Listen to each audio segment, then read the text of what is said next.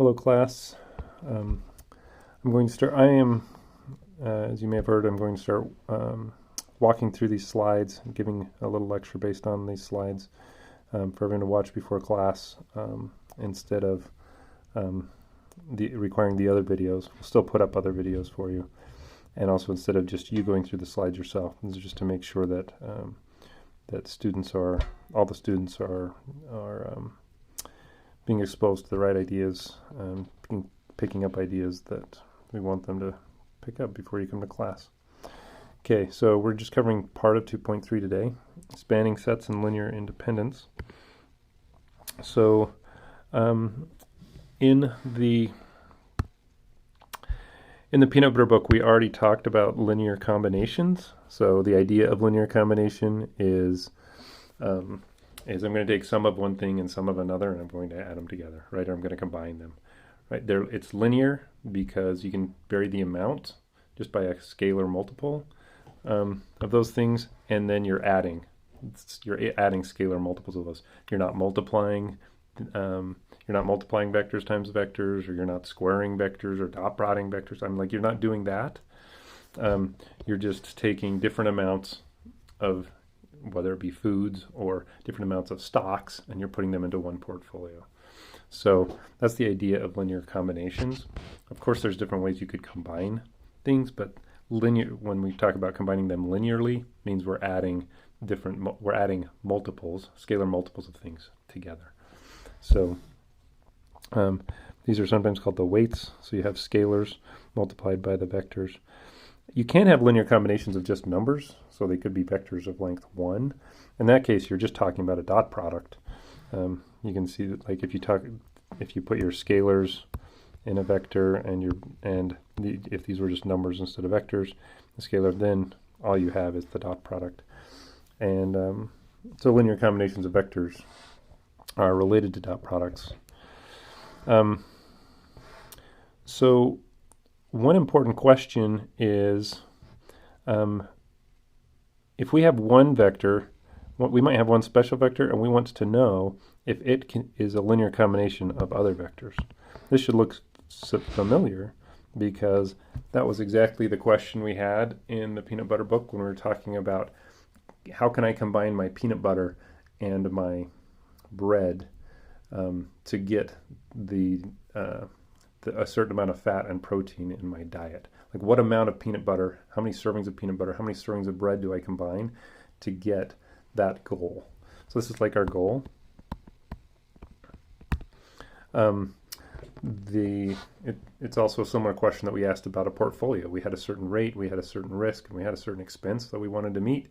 The question is there a linear combination of those three stocks that we were looking at, those three funds, that we can combine to reach that goal? So if these are foods, then you're thinking, like, how many servings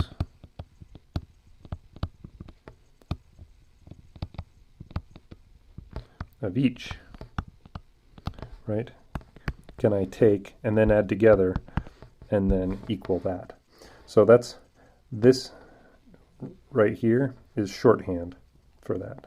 What weights, or what number of servings, or how much of each stock should I buy? This would be the C1s and the C2s would be how much of each stock do I buy that I can add together and get our goal. So we can actually figure that out. We can set up the equation. Let's C1 and C2 be the amount that we're going to take of V and W. Say if I C1 of this amount and C2 of this amount,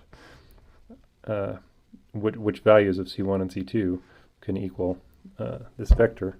So if you multiply out, you can start seeing you'll get a system of equations. Right, you have C1 times 1 plus C2 times C1 times 1 plus C2 times 2 has to equal 8.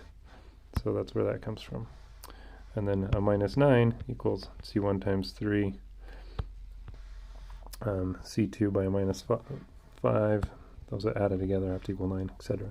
So we get those.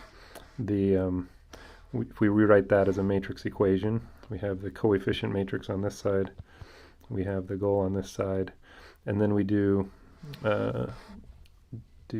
Gauss-Jordan elimination, or put it in a row reduced echelon form to see what it says. And I did make a mistake in another lecture and said when you get zeros all at the bottom, it means you have infinite solutions. I misspoke. It's not always the case when that happens. So we go through, we end up with C1 times 1 has to equal 2, and C2 times 1 has to equal 3. So then I know I need 2 of V's, 3 of W's. So, and the hard part here is putting it into the system of equations and then doing the row echelon, getting into row echelon form so you can see what C1 and C2 equal. So, okay.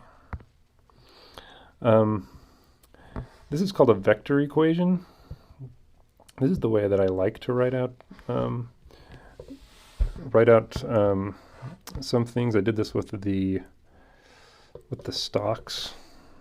I wrote something like x times 22, 1.5, 0.7. I can't remember what all the stock things were. Y times 34, 3, and 0.2 plus z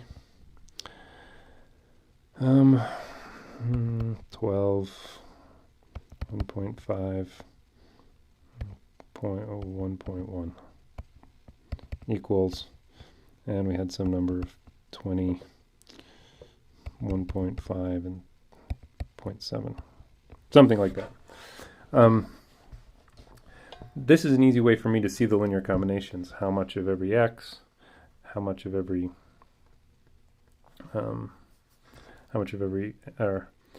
how many of the first, x of the first plus y of the second plus z of the third, what x, y's, and z's are going to help me to add up to that final thing. This is just a general form of writing that down, where all of my x's are my unknowns. So my x, y, and z, that's x1, x2, and x3. And these have the same solution set as if we just augment the matrix this way. So we can drop the x's or the x, y's, and z's, just deal with the coefficients.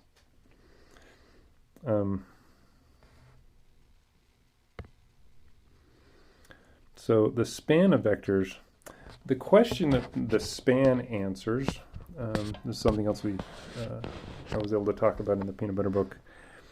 The span answers the question, with these foods or with these stocks, what are all of the goals that I could achieve? Like with all of the combinations of these, of whatever I have in my hand, this set of vectors, this set of packets, with all of the possible combinations of those, where could I reach? What possible places in our space, all possible dietary goals or stock characteristics with rates and risks and expenses. Where can I reach? That's a really, it's a really important question to know. Hey, with this set, I can reach anywhere, or with this set, I can only reach on this plane, or stuff like that. So the span of a set of vectors is all of the possible combinations of those vectors. So it's the set of all vectors which can be written as linear combinations.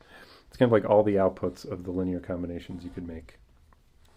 So if you're talking about foods, I could have 2 servings of protein, 2 servings of peanut butter, and none of bread. I could have a 100 servings of peanut butter and a negative 20 of bread. I could have pi servings of peanut butter and a negative e to the pi servings of bread. And any possible combination that I take, that's in the span. Like that's a possible outcome that I could have as I vary the amount of that I take of each one. So it's the set of all vectors y that can be written as this, where you let c be any coefficients. So this right side represents all of the possible combinations you can have, and y is our outcome. So And notice that a vector is in the span of a set of vectors if and only if this this augmented matrix is consistent, or there is some solution to this system of equations represented in this augmented matrix. Consistent means has at least one solution.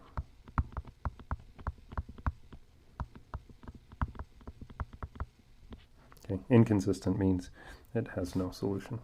Could have infinitely many. Consistent could still mean it has infinitely many. That's okay. So let vectors v1 and v2 be vectors in Rn. Then since, so this is saying, is v1 in the span of v1 and v2? Yeah, because you can just take one v1 and no v2s, and you get v1. And same thing with v2, it's in the span of v1 and v2, because you can just take one v2 and no v1. So both v1 and v2 are in the span. So any of the vectors themselves are going to be in the span. And one other key thing is that 0 is always in the span of a set of vectors, because you can take none of all of the vectors and add them up, and you end up with 0, the 0 vector. So the origin is always in the span of any set.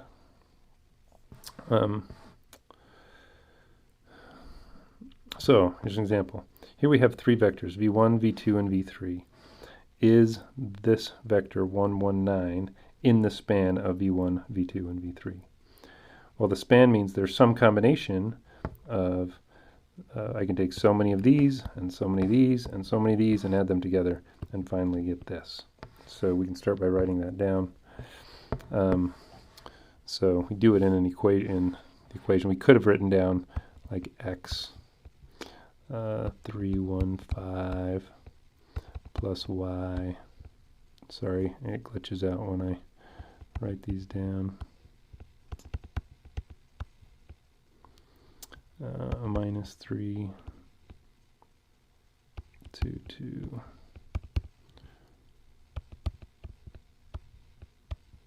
I could have written it down this way, or written it down as a system of equations, but we're going to simplify it to write it down as this, represented as this augmented matrix, so we can go from there and use, get it into row echelon form, or reduced row echelon form.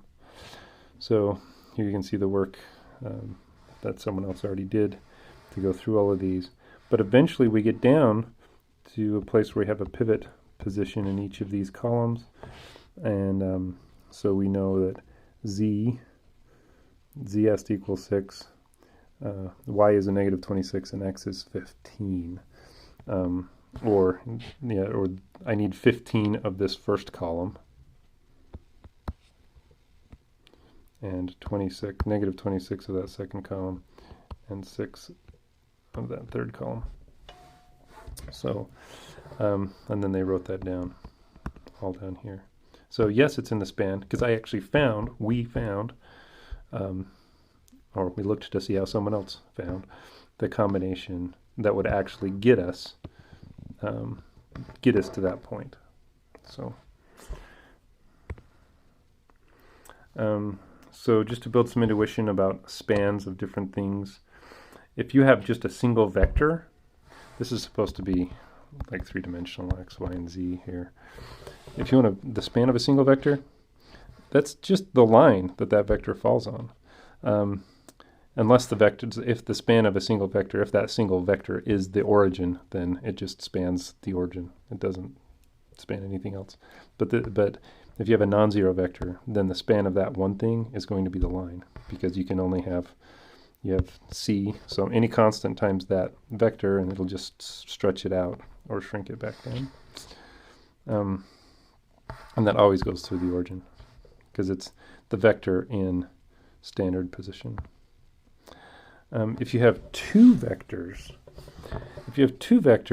as long as they're not all both on the same line to begin with, or as long as one of them isn't zero, then then the span of those is a plane. I can get anywhere in this plane by taking some combinations of v and w.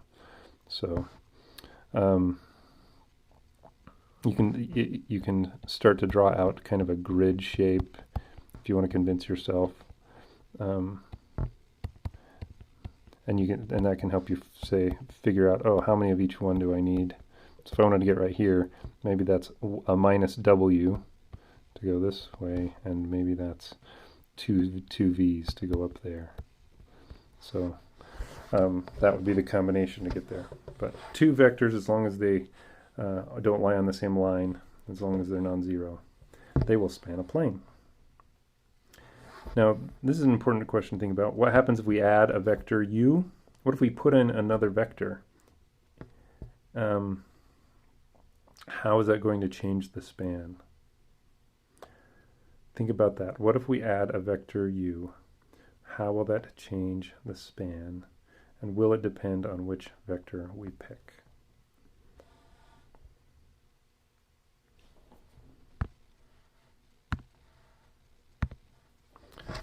Well, what if u is the zero vector? If u is the zero vector, then can we get anywhere else, anywhere new other than what we could with v and w? Nope. No matter how many zeros we add in there, we're going to be stuck. So, but what if u went this way? And it was out of that plane that v and w lie in. Then we could get, it seems like we could get anywhere. With that, it would change the span. If u was in the plane that v and w were in, then we just have more ways to get to all of the points in the plane. Then it wouldn't change it. So depending on what u is, it would change the span of that set. u, v, and w could span more than just v and w, or it could span the same as v and w. This is to illustrate a few things about span. Once again, if you have just a single vector, the most it can span is a line. So if you have two vectors that lie on the same line, the span is still just that line. If you have two vectors that don't lie on the same line, then you can get anywhere in the whole plane. And if you add another one that's already in the plane, it doesn't help you very much. The span is still just the whole plane. So that's what this illustrates. We've got three vectors down here, but it doesn't help us to get any place else than what we could already get at. Like if this is peanut butter and this is bread, and now we added jam, well, it might add some variety.